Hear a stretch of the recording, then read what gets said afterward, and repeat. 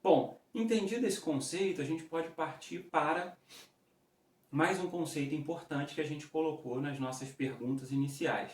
O que é a cadeia de suprimentos? Né? Então, a cadeia de suprimentos ela abrange um fluxo de materiais e informações, pagamentos e serviços. Então, a gente aqui não está falando só de processos logísticos, a gente está falando de processos relacionados, por exemplo, a pagamentos que envolvem outras funções empresariais, desde fornecedores de matéria-prima, passando por fábricas, depósitos, até chegar ao consumidor final. Então, a gente tem que a cadeia é um conjunto de elos que são interdependentes, por onde a gente vai ter esses fluxos que a gente coloca aí nesse nosso slide. Bom, para ilustrar melhor, nós temos aqui um slide que mostra para a gente um exemplo de uma cadeia de suprimentos, onde nós temos fornecedores de matéria-prima, observando aqui, onde esses fornecedores, no nosso exemplo, passam para fabricante de componente, de partes de produto. Esses fabricantes de componentes fornecem para uma montadora de equipamentos, por exemplo, que, tendo o produto fabricado, vai passar para um atacadista, para um varejista, até chegar no consumidor final. Então, esse fluxo do fornecedor até o consumidor é o fluxo de materiais representado pelas setinhas pretas aí na nossa figura. Se a gente for observar, na verdade, todo esse fluxo de materiais só acontece se houver um pedido, se houver o início do fluxo de informações, que a gente vê aí na nossa seta azul. A gente vê que ela tem uma direção para dois lados, porque da mesma forma onde inicia-se o processo da cadeia de suprimentos, com os consumidores fazendo o pedido ou colocando a sua demanda no mercado ou tirando o produto de uma gôndola, de uma prateleira no varejo, nós temos também informações que partem dos fornecedores para o restante da nossa cadeia.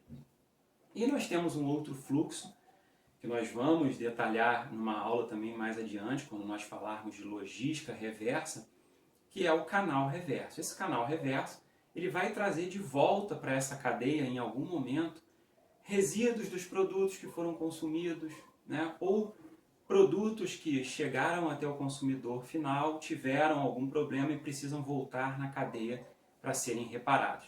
Então fiquem atentos, num vídeo mais adiante nós vamos falar sobre logística reversa, que inclui tanto a logística reversa do pós-venda quanto do pós-consumo, ok? Mas esse é um fluxo também importante hoje dentro da cadeia de suprimentos. E vocês percebem que a nossa cadeia de suprimentos, a fim de análise, ela é dividida em três partes. Nós temos a manufatura, que é onde está a empresa focal. Quando nós vamos analisar uma cadeia de suprimentos, nós elegemos uma empresa que vai ser a focal para nós analisarmos o que está a jusante, o que está a montante, o que está antes da manufatura e o que está depois da manufatura. Antes da manufatura nós colocamos como os fornecedores, e depois todo o sistema de distribuição para fazer o produto chegar até o nosso cliente. Bom, e quem gerencia a cadeia de suprimentos? Notem, vamos relembrar que no conceito de logística nós vimos que a logística é parte do gerenciamento dessa cadeia. Então é importante que estejamos atentos à função logística que é necessária para contribuir com esse gerenciamento. Então, os objetivos de quem gerencia uma cadeia de suprimentos são focalizar na satisfação de clientes finais, ou seja, tudo o que acontece, todos os fluxos devem permitir que o cliente final fique satisfeito para que você consiga atingir um outro objetivo, que é obter e reter clientes. Então, para isso, você vai formular e implementar estratégias de cadeia de suprimentos, estratégias logísticas para atingir esse objetivo. E também gerenciar a cadeia de maneira eficaz e eficiente, atingindo seus objetivos, sendo eficaz no atingimento dos objetivos e, ao mesmo tempo, utilizando o mínimo de recursos. Quando a gente fala desse objetivo, a gente lembra de dois conceitos importantes que alguns autores colocam para a gente, especificamente está na nossa bibliografia, que nós colocamos no nosso cronograma de aula, que são dois autores chamados Chopra e Mendel, onde eles colocam o conceito de eficiência e responsividade, que vocês vão ver que eles têm muita relação com o conceito de nível de serviço e de custo. Bom, então a gente já tem falado aqui que a eficiência está relacionada a custo, mas que relação é essa? Então nós temos a eficiência como sendo entendida como uma inversamente correlacionada com o custo de fabricação e de entrega ao produto pelo cliente. O que significa ser inversamente correlacionado? Então, se você aumenta seus custos de produção e de logística, você reduz a sua eficiência. A eficiência ela precisa ser a maior possível. E ela vai ser a maior possível como? Reduzindo os custos. Ok? Bom, nós temos também o outro conceito que a gente falou que ia apresentar aqui, que é a responsividade. E a responsividade ela está associada diretamente à habilidade da cadeia de suprimentos responder ao mercado e atender um nível de serviço muito alto. Né? Então, muitas das vezes, a empresa deixa de atender o seu cliente, deixa de atender o mercado por falta de estruturação, por falta de capacidade em responder esse mercado na medida que ele quer. Muitas das vezes o cliente quer a entrega mais rápida, outro ele quer a entrega mais pontual, como nós falamos. Muitas das vezes ele quer grandes quantidades, outras vezes ele quer pequenas quantidades. E isso vai influenciar na forma como nós atendemos ao nosso cliente, né? E na capacidade da empresa de responder a essa demanda do cliente. E aí, uma coisa que a gente coloca é que para cada decisão que aumente a responsividade, nós temos custos adicionais que reduzem a eficiência. Então, como é que funciona a relação de eficiência e responsividade? Nós vamos apresentar alguns exemplos aqui. Os autores que a gente está trabalhando, que a gente já citou aqui na nossa aula, eles citam 4 fatores-chave, que são estoque, transporte, instalações e informações. E um exemplo que a gente pode dar, como um desses fatores-chave pode afetar a eficiência e a responsividade, é o estoque. Né? Então, pode-se, por exemplo, reduzir esse estoque, ou seja, reduz-se a quantidade de itens armazenados, aumentando a eficiência. Por quê? Porque você está reduzindo o seu custo. Mas você pode comprometer a sua responsividade, porque o seu cliente pode pedir uma quantidade que você não tem estoque para atendê-lo naquele momento. Né? Então, você teve o estoque influenciando aí na sua eficiência e na sua responsividade.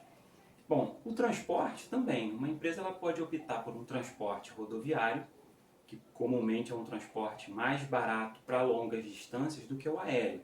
Né? Entretanto, você limita a sua responsividade, por quê? Se você tem uma empresa localizada no estado do Rio Grande do Sul e você quer fazer entregas em 24 horas para qualquer lugar do Brasil, isso vai ser impossível para algumas regiões. Por quê? Porque você está fazendo o transporte terrestre e não utilizando um aéreo. Então, a sua capacidade de resposta, né, o seu nível de serviço, ele pode ser limitado por conta dessa sua escolha.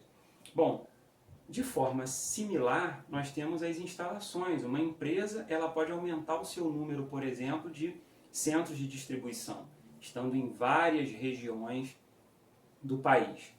Entretanto, se ela aumenta o número de centros de distribuições, ela vai estar aumentando o seu custo, porque você vai ter o custo de todas essas instalações.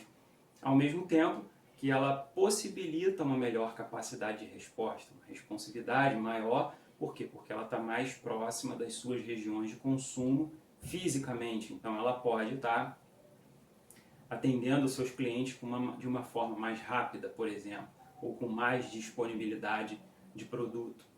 Bom, e de forma semelhante, né, nós temos que o nível de informação pode impactar no aumento dos custos e na redução do nível de serviço, ou seja, na redução da sua eficiência e na sua capacidade de responder ao mercado, na sua responsividade. Né? Então, a gente observa que cada decisão na logística ela tem que ser muito bem avaliada, porque o desafio do gestor é sempre esse, né? Conseguir equilibrar custo e nível de serviço, eficiência e responsividade. Então, vocês percebem o papel importante da gestão da logística dentro da cadeia de suprimentos, considerando essas decisões que têm que ser tomadas o tempo todo. E aí, para a gente finalizar o conteúdo da nossa aula, a gente mostra uma figura que ela consegue ilustrar como que a estratégia da cadeia de suprimentos, que envolve a logística, vai estar subordinada a uma estratégia competitiva e assim vai direcionar ao gestor da área de logística, da área de suprimentos, da área de cadeia de suprimentos, no equilíbrio entre eficiência e responsividade, se ele vai pesar um pouco mais para o lado da eficiência, um pouco mais para o lado da responsividade, por meio dos fatores chaves que a gente já citou aqui: estoque, transporte, instalações e informações. Então, por exemplo, uma empresa que esteja num mercado onde o custo do produto seja um fator decisivo para que se haja a venda, né? E todos os concorrentes têm mais ou menos o mesmo nível de serviço, a mesma capacidade de entrega.